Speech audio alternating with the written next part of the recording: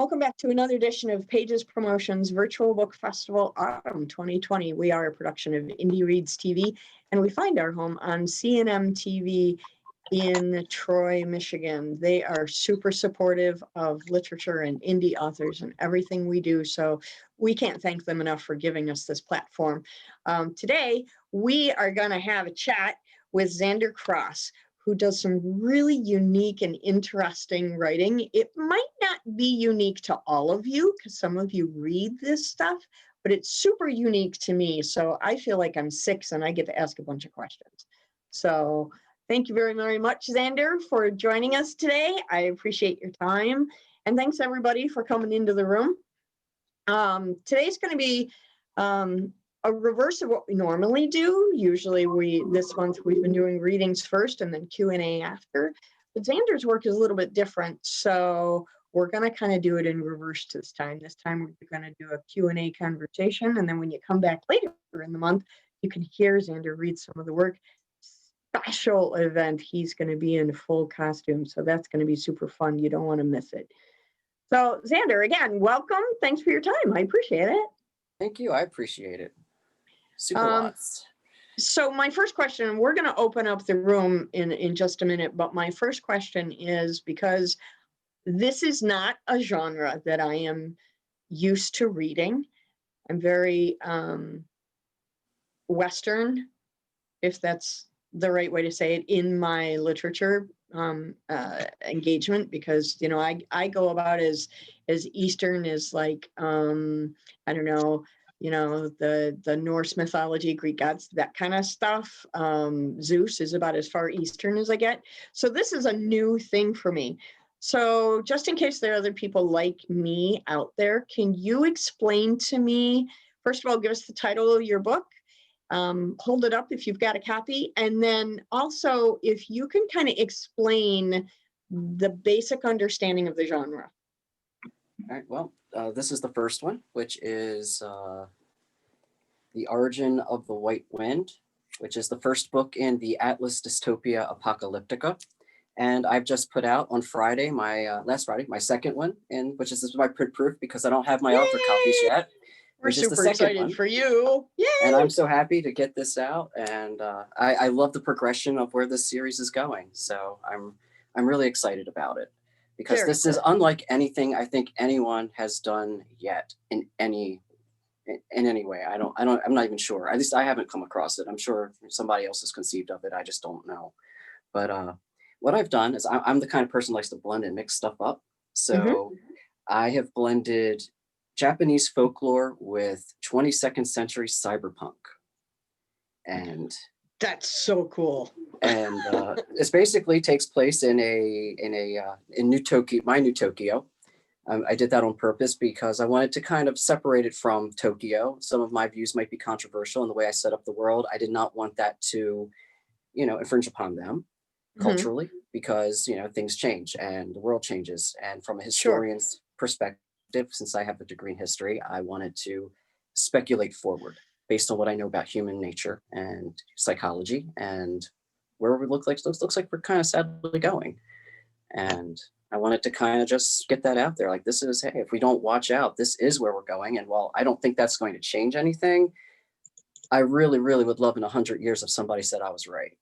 That would just do it for me. Yeah, what would be even better is if you could be around to hear that commentary, right? I don't want to be around 100 years. I don't want to be that old. That's no.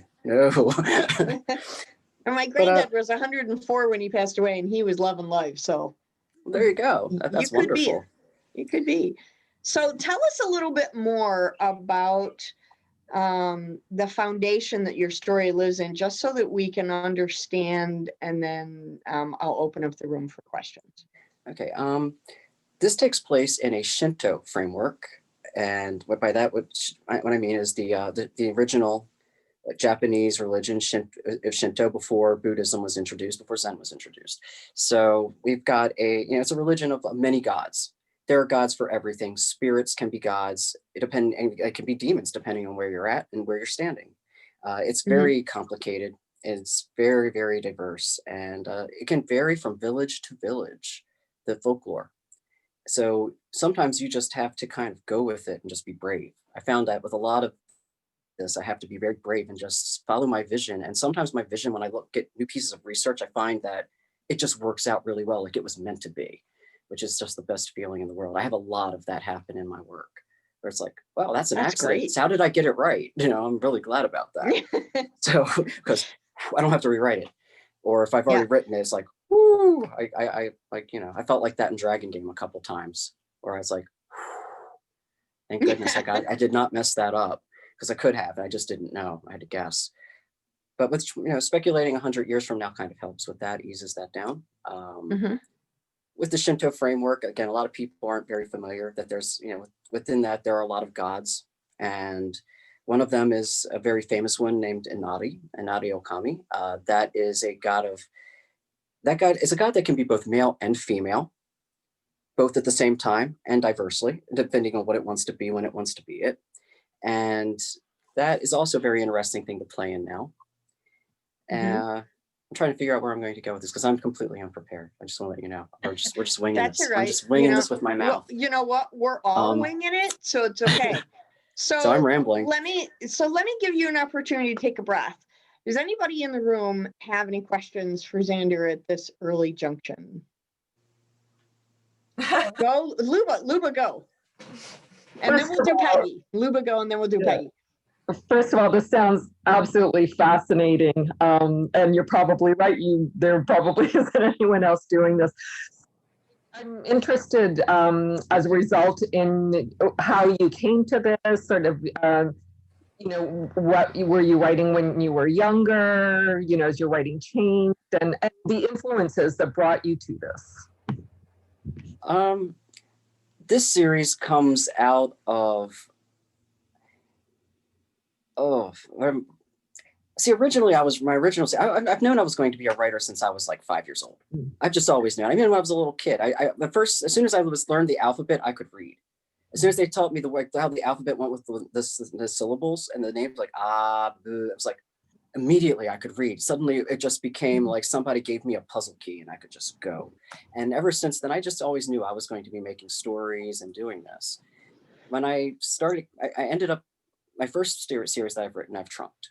So unfortunately, I'm going to start that next spring. I'm really excited about finally getting to dust poor Thorn off because he deserves it. Unfortunately, his series is over 1 million words and it's 3 books. So you can imagine how much culling and breaking down into different extra books and all this stuff. It's probably going to be 5 books now as opposed to 3, because it's just ridiculously. It makes Robert Jordan look like short-winded. It's really bad. So we're going to fix that up, and I'll be able to put that out. It's about the Tuatha De Danann. It took me 9 years to research it, and then I finished this, and I kind of was like, well, what am I going to do now? And I kind of So let's backtrack a second. What made you first decide that you were going to write a Japanese cultured book set in the future? Where did that idea germinate? This idea germinates in when I was editing my epic trilogy. I'm in the middle of it, and that character is a bard, and he takes a world trip to different schools of bardism and philosophy across that. In a way, it's like the book is its own bardic training manual, and it gives you exposure to all these cultures. And one of the places he went was Japan. And so I started looking to Kitsune because he has a fox connection. He's like a wild fox. He has a wild fox spirit kind of thing going. So I thought he'd connect to their Kitsune. And as I was looking that up and I had him meet Inari and I started doing the research, I found an image, and this image blew me away. It blew me away so much that I had to just go crazy and start researching it on its own. And before I had even finished my edit of those 3 books, because I edited them back to back to back, so that because those 3 are kind of like a locked trilogy in a way. They're like the full circle. It's like a Celtic knot. It all has to wound right back into itself. That's the way I set that one up. Pardon me. And with this one, I'm just writing it as I go. I know where I want to go. I have the last chapter written. I fell in love with the whole concept of it. I fell in love with this image, and it just evolved. And thank goodness. I love Hayate. I'm glad he came to me. In fact, if you can see on the wall behind me, that is Tomoe from Kamisama Kiss. that is one of the places I went for my research when I was looking around and into a male kitsune, because there's lots of female ones. And a lot of people in the West think there are only female kitsune, that there are no male ones, which is a problem of folklore and trying to figure out, because Americans don't quite always know. So sometimes like Yeah, we'll we're see not as images. smart as we'd like to be. So we hear that, you know, foxes can turn into beautiful women, and we think they only turn into beautiful women. Not, this is one of the many forms they take to trick people. And that's one of the ways they love to trick men, because you turn into a beautiful woman and the men follow along. And then you can either prey upon them, you can trick them, you can do all the fun things that bad kitsune like to do. Because, and that actually, there we go. That's something I should really get into. The difference between a good kitsune and a bad kitsune. Because my character starts out as a very good kitsune. He is a divine messenger of Inari Okami. Like I mentioned, he was very good. He wakes up completely with amnesia. He has no idea how he came to our world in the year 2099. He is dropped in the woods, and he's basically in a quarantined wasteland. He has no idea how he got there. He knows who he is. He has some long-term stuff. Like he knows who he is, basically. He knows his name. He knows his schooling, that he's training, but he can't remember any of his past. He can't remember a lot of stuff. It's a very, very patchy. So this is basically where his story begins, is him waking up in these woods, and it takes 20 years for him to fall, which is covered in the first 2 chapters. By chapter 5 in the first book, he has fallen, because the book is not about him being a good guy. It's about him being a villain, an anti-hero. He becomes this very evil demon, and he changes through each book. Each book evolves and changes him. Sometimes he becomes more evil. Sometimes he moves towards redemption. And really depends with him, because sometimes there are things that he shows me and I'm like, dude, I can't write that. I just can't write that. How do you expect me to keep you good? People are going to hate you. And he's like, that's not my job. I came to you so you would write me well. You do the job, and this is how the story goes, and you're going to make it work for me. So it's so nice. I love it so much when other people talk about their characters as if they're like live flesh and blood people. Peggy and I have had this conversation. Peggy, I know you've got a question. Go ahead. Actually, yeah, I was going to ask pretty much the same thing, but you did mention, Xander, you have a degree in history. Is that what you said? Yeah, I have a bachelor's degree. Did that lead you to the Japanese culture, or was it through the writing and editing that you ended up doing research into Japanese culture? How did that affect it in any way? Well, I've actually loved Japanese culture since I was a little kid. Between Godzilla movies, I remember being 4 years old watching Godzilla movies. And back when around the age of about 5 to 6, I think, I'm trying to remember when Shogun came out. When Tom Clancy's Shogun came out with Wilt Chamberlain. Late 70s? Yeah, it was the late 70s, early 80s when that came out. And as soon as I saw that, I think that, that helped. In the 90s, I found, anime and manga, and that furthered it. But to do this series, really, because in some ways, this is like a light novel on steroids. Because and what I want to do is eventually turn these into light novels where there's like manga pages inserted in these guys. So that you can actually see some of the things that are going on, because there are pieces right now I know I want. Like there's this one incredible scene of him in this sewer underneath New Tokyo, and the reason it's New Tokyo is because there was an earthquake that leveled it. And right now under Tokyo, there are actual big giant caverns that they built in order to run off water, and because during the rainy season they flood, and also because of rising water levels that are occurring now. They have a lot of issue with flooding in their streets. So they've built these giant underground cisterns that are just you can research it. It's impressive. It's like looking at Khazad-dûm, like a modern Khazad-dûm. Now you can imagine, like, what if a 9+ earthquake happens, and what happens to like all of these skyscrapers? They just go boom. And that's what happens in my world. They, with all this, basically this 9 to 10 scale earthquake, everything kind of falls down into these. So their sewers have skyscrapers in them. And as he's winding through, there's this beautiful scene where he's looking up at the sun filtering down, and there's water coming off of a skyscraper like it's a cliff that's just running through. And there's weird structures where they're walking through. You can walk through an office building that was while you're going down a corridor, because, things just get, and it's just really unsettled. And that's where the homeless people here live, because homelessness in my New Tokyo is illegal. So this is where Okay. a lot of your, and we talk about some intricate world building. I have a lot of that. It's very intricate. From Yeah, all levels of sounds class, like. society, how it's run from the top down, from the in between the yokai world, because we have a hidden world of the magic and the real. So, you know, we kind of got that kind of element going on too. That's so awesome. Anybody else have questions? I mean, I have like 1,000, but I do. want everybody else to have an opportunity. Julianne, go ahead. If your hero or heroine was put back in Zane Grey books, who would your heroes be? Pluck your hero from the current book. Who would he look like in a Western? That's I a don't really think he good would. question. Like you know, Or old she. West Western, or well, Yeah. Hayate. Well, Hayate can actually change his gender at will. That is an interesting fact that comes to, that's a big problem for him in book number 2, because his boss is going to want to use that in order to use him as a spy, and he doesn't want to, because he likes to think of himself as a big bad yakuza. So Xander, consider the idea of like I don't know, when did they first come out, Julianne? 30s, 40s, Yeah, the cowboy era, John Wayne kinds of movies. If you were to take your character out of your book and pluck them into that kind of an environment, what kind of character would they be? I do, and there's the funny part. What we're asking Here's the funny is, part, because the best part about this series, because we don't know your world, so that's what we're trying to create a frame of reference. Because the best part about this world is that we don't just stay in dystopia. By book 11, we are in the apocalypse, and we are going to be reset back to the dark ages, in which this character is going to be walking through, and there is a Wild West era. There is a Wild West era, and he is kind of like a bounty hunter gunslinger type. Okay.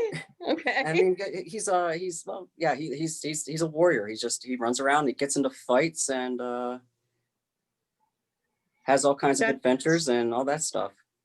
Okay, now I have a closer frame of reference. So now I have an idea of this character. Anyone else have questions for Xander? Okay, so help me to understand. My son is well versed in this stuff, but I'm old and I'm not. So help me to understand the difference between your stories and anime. How do they differ? Actually, I think my stories are more in the genre of like Vampire Hunter D. I don't know who here is familiar, if anyone here is familiar with Vampire Hunter D. I hoped you were. I really did. It's been a long time, but yeah. Even though that originally Vampire Hunter D, before it was ever turned into an anime, was actually a written series of books that are actually very adult in nature. And sometimes I think they're too much for me. I think that there's just some subjects that are just overdone in that series.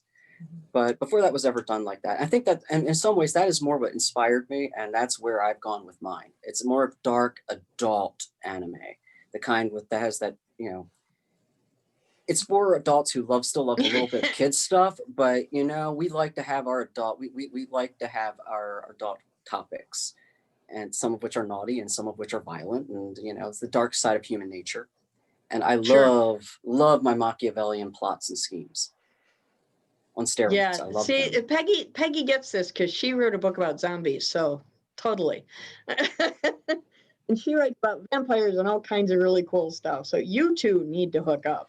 There are vampires in my world. In fact, one of my favorite characters, my original characters I ever wrote back when I was like 1999, when I was first starting out in history, why I became a Renaissance historian and for Western stuff, was a character I called Andre de Medici, and he is from the 1300s, and he is still going. He's actually in book 1, and he helps Hayate out. In fact, he comes back and forth throughout these books, all my books. My books are kind of like all connected, like a giant Marvel universe.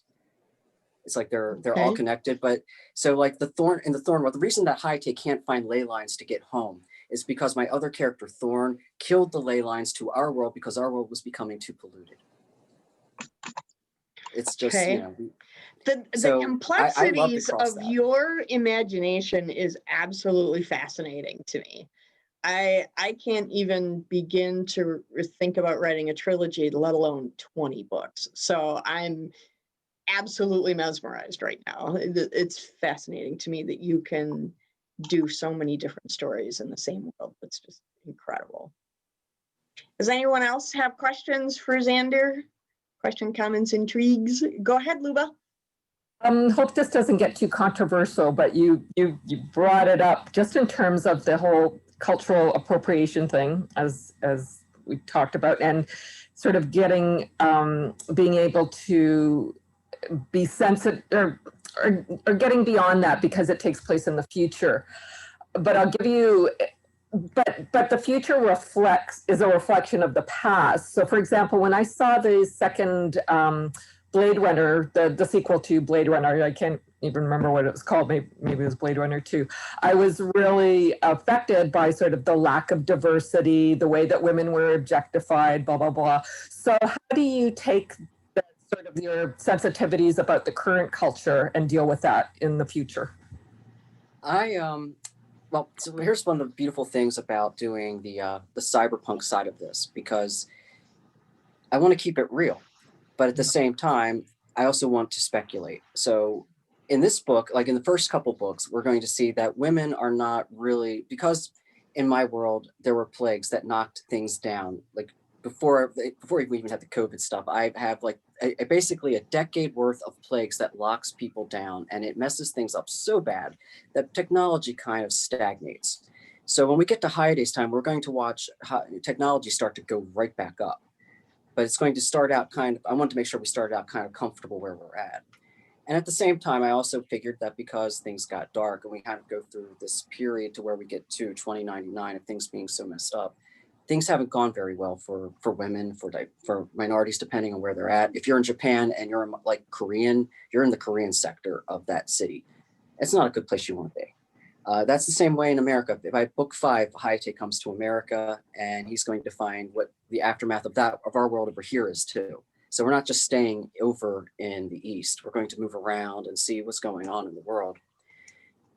But to start with, we're over in Japan and where he is at. And there are times I was afraid, and there are times I was afraid of people saying, you're culturally appropriating. But then I was like, this is the story that's in me, and it's got a voice, and it's so loud that if I get it wrong, then I will apologize. I mean, that's the worst that can happen is I get it wrong, and I apologize.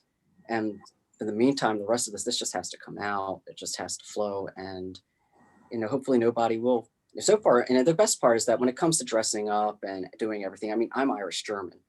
But so far, I've had a lot of support from people who are Asian. I mean, and I've had a few people, I mean, it's like to them, that's, to a few people, that's been proven that's superiority of their culture, that I would, they love it. They absolutely love it. That's me proving to them that I think that they, and I do find some of the aspects of their culture extremely superior. So, they've been very supportive with that. And, that's very cool. Yeah, it's been very cool, very positive. So aside from your history degree, is there anything in your non-writing life? I hate to say day-to-day life, because for writers, we don't have a day-to-day. No, I don't. But is there anything in your non-writing life that has either stimulated these stories or has moved them forward? See, a lot of my stories stem from a really bad childhood, though. And that's where I started hiding in my worlds, inside my head, because I couldn't deal with the outside world. So I kind of went deep introverted. I was an extreme extrovert who had to go deep introverted due to a lot of bad stuff. Sure. So this is kind of what churned out of it. Was my, I didn't have friends. I didn't have the ability to go out or do things. And in some ways that hasn't really changed. So, I live in a way, this is my VR. That's very cool. That's congratulations for choosing words over bits and bytes. I appreciate that. Does anyone else have questions for Xander? Okay, so Xander, when does the new book come out? It came out on Friday. Last Friday. So it's already out. So congratulations on release day. That's awesome. Can you show us the cover of the first book once again? Because that's the one that's the one we're promoting this month. The Origin of the White Wind. This is so cool, you guys. You have to come back at the end of the month to see Xander do his reading because he's going to do it in costume, and he is the character on the cover. It's phenomenal. You would be surprised what like you know, I do stuff where I tape my face up. Like literally, I've watched videos on how to tape my face up so that I can get that look that you know, and get rid of, like, you know, because I'm almost 50. So in order to do that, I have to. All your magicians. I tape my face up Xander. really hard, put it under the wig, and I do the whole thing. It's elaborate. That's very, very cool. And when we, at the end of the segment, when we flip back to his biopic, you'll be able to see that. So that's super, super cool. I could sit and have like dinner and long conversation with you. I'm just fascinated by your writing, and I'm so glad that we met each other in June and that you've come back again this month. I'm just super grateful. I really appreciate your time and your creativity. Oh, thank you. I thank you so much. You know, without this, I wouldn't have met anybody. I would just still be in my little corner of Facebook, you know. And Well, I here mean, you are. seriously, it's just opened up so much. You're part of the Amazing. tribe now, whether you like it or not. You're just stuck with us. So welcome. You're stuck with me. The wannabe Fox Demon. Perfect. Thanks everyone for coming. This is, so anybody who's really, so that's Xander in full costume, and we'll get to see him actually doing that, but it's just beyond cool to me to see this. So Xander Cross, check him out. I'm going to put a link on our Facebook page to the books so that you can find them, and then come back at the end of the month because we're going to have another conversation with him then, and hear a reading as well. This has been Pages Promotions Virtual Book Festival Autumn 2020, a production of Indie Reads TV. We find our home on CNM TV in Troy, Michigan. Thanks again, Xander. I appreciate your time, and I know everybody, you took time out of your busy days to be with us today, and we really appreciate it. We hope you come back. See you all again later. Bye-bye. Thank you. Thank you.